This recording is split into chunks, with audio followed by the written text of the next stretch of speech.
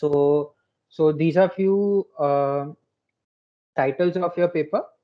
So starting with like the sections in your research paper.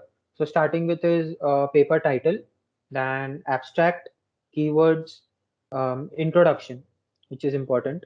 Then this is the thing: literature review, background and related work. You can combine background and related work, or you can only write literature review. That is fine.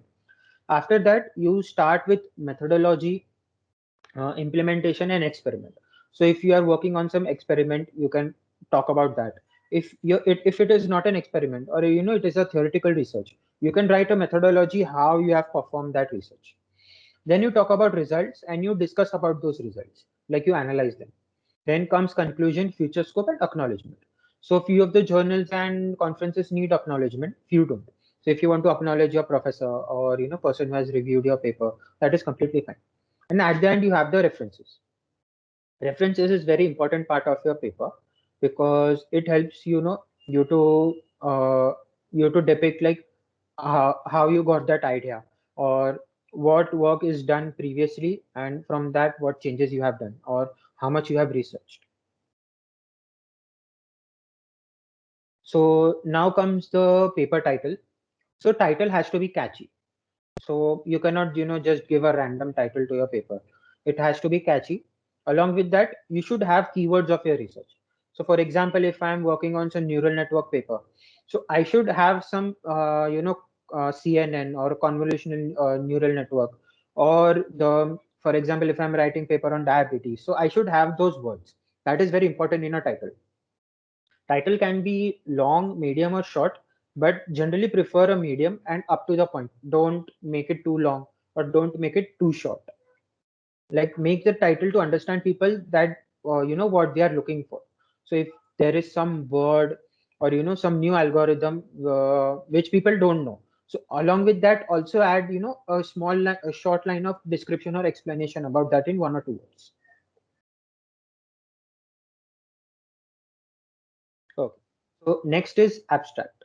So abstract is the most important part, I would say, apart from references also, because any researcher or you yourself, if you want to read any paper, first of all you will read abstract.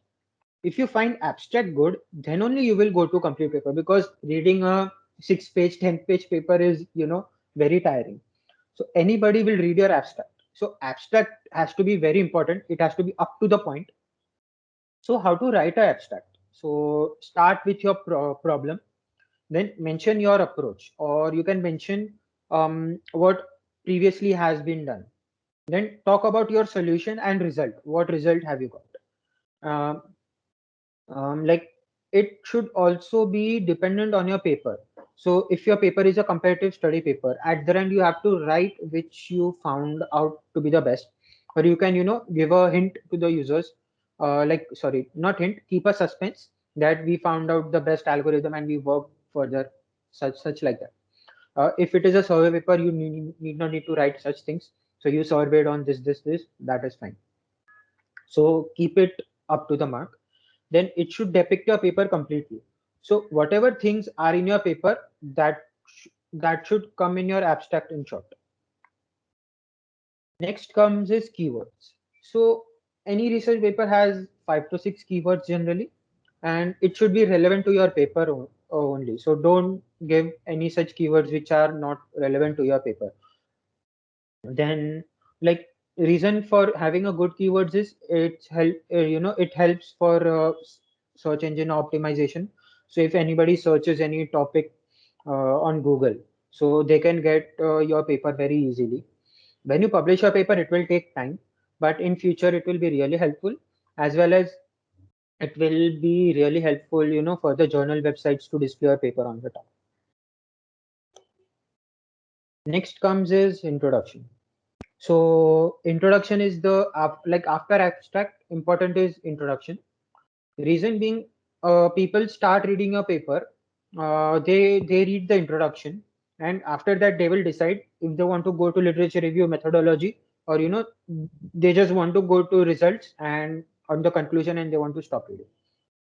So starting with introduction, it is a larger form of your abstract, I would say. So start with your problem, then talk about any survey that is a statistical survey, that this much percentage of population or this survey was done by some organization and etc. So you can write about that. Then you can speak about various methodologies that have been implemented and what you are going to implement in this paper. Like if this is a comparative study, you are comparing these algorithms, and after that what you did. Then in the last, uh, it is optional, but if you want to give about 2 lines how you are structuring your paper. So if you have implemented or you have made some application, then you are adding application in the end, like in the part of results you can write 2 lines about structure of your paper. That is completely okay. Next is literature review, background, or related work. So you need not to write all the three together. So from my experience, what I saw was you can write literature review only, or you can write background and related work together. Reason being, literature review is complete a superset, or I can say uh, a combination of background and related work. Whereas if you want to break it into two parts, you can write background and related work separately. So literature review talks about your topic in depth. So if you are writing some paper on a specific topic or algorithm, you can talk about it in literature review. If there is a disease, you can talk about the disease, or are there any research papers, those those have been working on these disease. Then you can talk about architecture of your algorithm. So if you are using some pre-existing neural network, etc., so you can talk about architecture of that algorithm in depth. So what that exactly is, so it will help people to understand about those. So people need to find other research papers to know what is a neural network. They can understand from your paper only, and you can refer those other research papers in your references. The maximum number of references are used here because this is the complete theoretical part of your paper, and you provide overview of your domain. So for example, I would like I'm interested more in machine learning, so I will like more of example that come in mind is machine learning only. So for example, if you're writing a paper to detect any disease, so you talk about disease, then you talk about various methods. So there are various algorithms. You talk about each algorithm. What other people got results from these algorithms, you talk about that. So this is a complete. Then you also talk about that why only statistical, or why only supervised or unsupervised learning is being used, and all those things will come under that. So it will depict your complete domain, I would say. Then comes the methodology, implementation, or experiment. So in methodology, like this is the main body of your paper. So you talk about steps of your implementation also. So like you got some data set, you trained that, you use some specific values to train, or you implemented this algorithm. So all those things. And you can also talk about how you implemented the project. So if you have a specific flow, then you can explain that flow completely. Or if any pipeline is there, you can talk about that pipeline. You can add your model architecture, system architecture, your flow charts in that paper, sorry, in that section. And if you have performed any experiment, so if in comparative study you are comparing two tools, or example I would say two specific databases, for example SQL and MongoDB. So you can perform experiment on that, by inserting or such elements, or updating elements, or which this much number of rows and etc. So you can talk about what experiment you performed. That need not be your methodology or implementation, but that can be a complete separate section as your experiment. Then comes the results and discussion. So you can start with what results you have fetched. Then from those results, what did you infer? What did you find the best, or what was the worst? So if you're writing a technical paper or research paper, you can also write about best and worst. So that is a good thing about writing a research paper or a technical paper. Then try to write it in a short and try to convert it in a tabular form. Reason being, it is easy to read a table a short words table rather than reading a paragraph.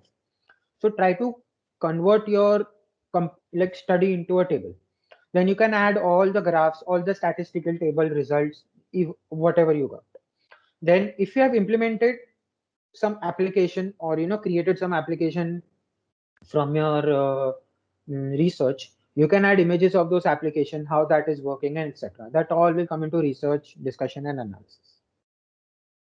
Finally comes the conclusion, future scope and acknowledgement. So conclusion is, summarize your key points, like what you performed, what results you got. Summarize both the things.